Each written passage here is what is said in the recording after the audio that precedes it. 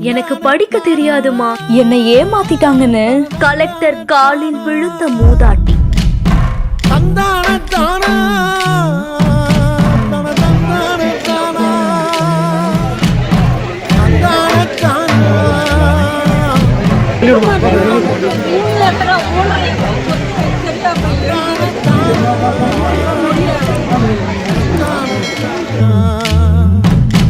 திருப்பத்தூர் மாவட்டம் நாற்றம்பள்ளி அடுத்த நெக்குந்தி ஊராட்சிக்குட்பட்ட பெத்தகல்லூர் பகுதியில அனுமுத்து அப்படிங்கிறவருடைய மனைவி முனியம்மாங்கிற ஒரு மூதாட்டி தன்னோட பேர்ல இருக்கிற நிலத்தை முறைகேடா பத்திரப்பதிவு செஞ்சுட்டதா புகார் மனு கொடுத்திருக்காங்க.